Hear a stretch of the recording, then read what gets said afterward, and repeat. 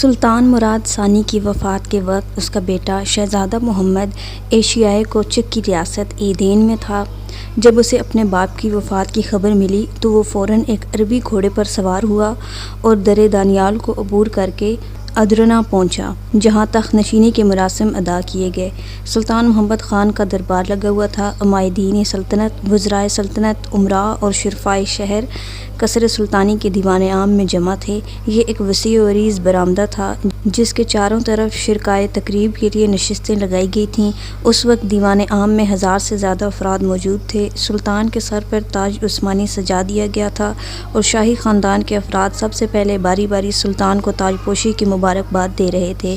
چند بزرگ مرد و خواتین کے بعد ملکہ سروین کی باری آئی۔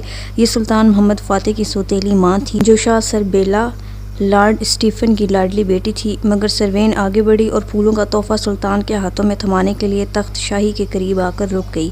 ابھی اس نے کچھ کہنے کے لیے ہونٹ کھولے ہی تھے کہ دیوان عام کے باہر اچانک شور سنائی دیا۔ سلطان کے ماتھے پر شکنیں پڑ گئیں۔ سلطان کی آواز گونجی، کون گستاخ ہے یہ جو ہمارے جشن تاج پوشی میں اپنی منحوس آواز کے ذریعے بدشگونی پھیلا رہا ہے؟ اسے گرفتار کر کے ہمارے سامنے لایا جائے۔ بہت سے سپاہی اپنی جگہوں سے بلی کی سرعت کے ساتھ دیوان عام سے باہر کی جانب لپکے۔ سلطان کی نظریں باہر کی طرف ہی لگی ہوئی تھیں۔ تمام اہل دربار اپنی اپنی جگہوں پر کسمسا رہے تھے کہ کچھ دیر بعد سلطان کے سپاہی ایک بوڑھے خواجہ سرا کو بازوؤں سے پکڑ کر سلطان کے سامنے لے آئے۔ خواجہ سرا نے اپنے دونوں بازوؤں میں کوئی چیز اٹھا رکھی تھی جو کپڑے سے ڈھکی ہوئی تھی۔ یوں لگتا تھا جیسے خواجہ سرا نے کوئی شیرخوار بچہ اٹھا رکھا ہے۔ بوڑھا خواجہ سرا زور زور سے روتا ہوا دربار میں داخل ہوا۔ اس نے عتاب شاہی کی ذرا بھر بھی پرواہ نہ کی۔ وہ دربار میں داخل ہوا اور واویلا مچاتا ہوا سلطان کی خدمت میں پیش ہونے کی بجائے ملکہ سروین کے سامنے جا کر دھاڑے مارنے لگا۔ ملکہ پہلے ہی اسے پہچان کر حیران و ششدر کھڑی تھی۔ یہ اس کا خاص خواجہ سرا تھا، خادم خاص۔ ملکہ اس کے ہاتھوں میں شیرخوار بچہ دیکھ کر تڑپ اٹھی اور سب کچھ بھول کر روتے ہوئے خواجہ سرا کی طرف دوڑی۔ اس کا دل زور زور سے دھڑک رہا تھا۔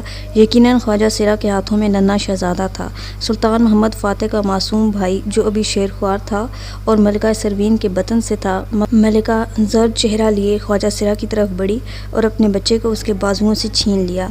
دربار پر اس واقعے سے عجیب ماحول طاری ہو چکا تھا۔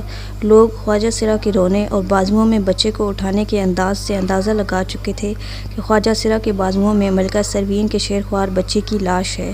سلطان محمد فاتح، جس کی عمر ابھی بمشکل 22 سال تھی، اس صورتحال سے بری طرح سٹپٹا گیا۔ اسے کچھ سمجھ نہ آ رہی تھی کہ یہ سب کچھ اچانک کیسے ہو گیا۔ ملکہ نے یوں ہی اپنے مردہ بچے کو ہاتھوں میں اٹھایا۔ اس کی ایک دلدوز چیخ بلند ہوئی جس سے پورا دربار لرز کر رہ گیا۔ سلطان بری طرح بوکھلا چکا تھا۔ یہ اس کا تخت نشینی کا پہلا دن تھا۔ اچانک اسے خیال آیا کہ خواجہ سرا سے حقیقت حال معلوم کرے۔ اس نے کسی قدر نرم لہجے میں خواجہ سرا کو مخاطب کیا، یہ سب کیسے ہوا ہمیں بتاؤ تاکہ ہم اس معصوم کے قاتل کو ابھی اور اسی وقت جہنم رسید کر کے اپنے ننھے بھائی کا انتقام لے سکیں۔ لیکن خواجہ سرا کا بیان سن کر سلطان کے پاؤں تلے سے حقیقی معنوں میں تخت نکل گیا اور وہ اچھل کر فرش پر اتر آیا، اور اگلے لمحے پورے دربار نے اس تمانچے کی آواز سنی جو سلطان نے بوڑھے خواجہ سرا کے چہرے پر رسید کیا، کیونکہ خواجہ سرا نے سلطان سے کہا تھا، واہ سبحان اللہ، قاتل بھی پوچھتا ہے کہ ننھے شہزادے کو کس نے قتل کیا ہے۔ اے اہلیان دربار، میں دہائی دیتا ہوں کہ اس معصوم اور ننھی جان کو تمہارے نئے سلطان نے قتل کروا دیا ہے۔ خواجہ سرا زور زور سے چیخ رہا تھا۔ تمام اہلیان دربار مارے حیرت اور خوف کے سن ہو کر رہ گئے۔ خواجہ سرا نے بے حد بے باکی اور گستاخی کا مظاہرہ کیا تھا۔ اس نے سر دربار تخت نشینی کے پہلے روز ہی سلطان محمد پر اپنے ننھے بھائی کے قتل کا الزام عائد کر دیا تھا۔ ملکہ سروین یہ خبر سن کر یکدم خاموش ہو گئی اور پھٹی پھٹی آنکھوں سے سلطان کو دیکھنے لگی۔ کچھ وقت کے لیے سلطان سمیت تمام دربار کو سانپ سونگھ گیا۔ ہر کوئی اپنی جگہ یہ سوچ رہا تھا کہ اب کیا ہوگا۔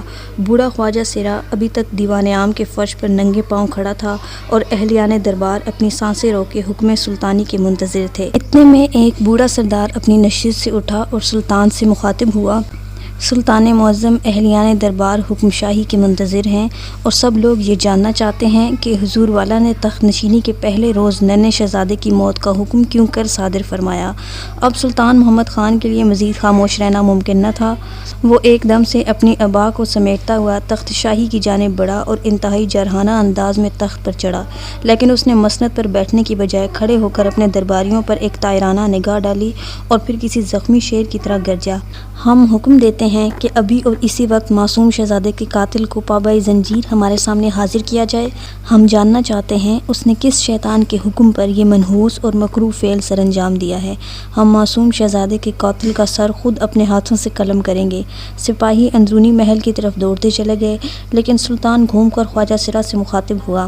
ہم ملکہ معظمہ کے خواجہ سرا کی گستاخی معاف کرتے ہیں اور خواجہ سرا سے یہ دریافت کرتے ہیں کہ اسے کس طرح ننھے شہزادے کے قاتل کی بابت معلوم ہوا۔ اب خواجہ سرا ابھی اپنی جذباتی کیفیت سے کسی قدر سنبھل چکا تھا اور کچھ سلطان کے لہجے نے اسے احساس دلایا کہ اس نے بلا تحقیق نئے سلطان پر چھوٹے بھائی کے قتل کا بہتان باندھ کر سر دربار اپنی موت کو دعوت دی ہے۔ لیکن جو ہی سلطان نے اسے معاف کیا، اس کی جان میں جان آئی اور اس نے کانپتی ہوئی آواز میں کہا، سلطان معظم، میری دہائی کی وجہ یہ تھی کہ مجھے ننھے شہزادے کے قاتل نے شہزادے کو قتل کرنے کے بعد خود یہ بتایا تھا کہ اس نے شہزادے کو سلطان معظم کے حکم سے قتل کیا ہے۔ خواجہ سرا کی بات سن کر سلطان لرز گیا۔ اس نے گرجدار آواز میں بے اختیار ہو کر پوچھا، کون ہے وہ بدبخت جس نے ہم پر اتنا بڑا الزام لگایا اور جس نے اس معصوم کے پاکیزہ خون سے ہاتھ رنگے؟ سلطان کے چہرے پر جوانی کا جوش شاہی جاہ و جلال کے روپ میں ظاہر ہوا اور دربار میں موجود ہر شخص اپنی جگہ سہم کر رہ گیا۔ خواجہ سرا کی حالت اب پہلے سے بالکل مختلف تھی۔ اب وہ اپنے پچھلے رویے پر پچھتا رہا تھا۔ اس نے لڑکھڑاتی ہوئی زبان کے ساتھ پھر کہا، سلطان معظم، معصوم شہزادے کو ینی چری کے سپہ سالار نے شاہی کنیزوں کو آپ کا حکم سنا کر حاصل کیا اور اس سفاک انسان نے 8 ماہ کی اس ننھی جان کو حمام میں لے جا کر پانی کے حوض میں غرق کر دیا۔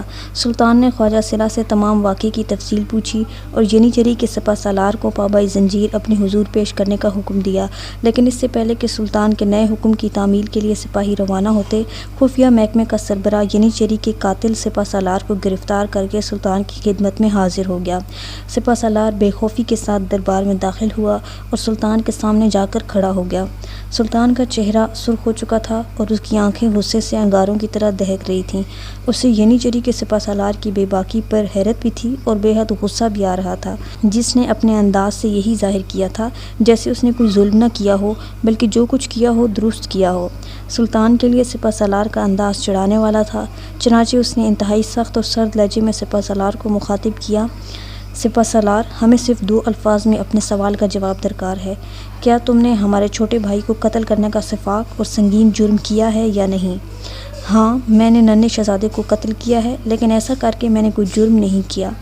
میں نے جو کیا ہے سلطنت کی بہتری کے لیے کیا ہے، کیونکہ سلطنت عثمانیہ میں ہمیشہ سے یہ مسئلہ رہا ہے کہ سلطنت کے شہزادے تخت و تاج کے لیے پوری قوم کے مقدر کو داؤ پر لگاتے رہے ہیں۔ خاموش، تم حد ادب سے گزر چکے ہو۔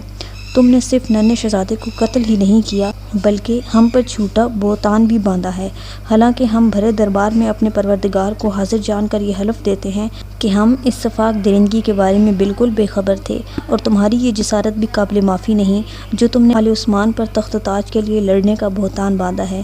ہم تمہیں سزائے موت کا حکم سنانے سے پہلے یہ جاننا چاہتے ہیں کہ تم کس کے لیے کام کرتے ہو، قیصر قسطنطنیہ کے لیے یا شاہ ہنگری ہونیاڈے کے لیے؟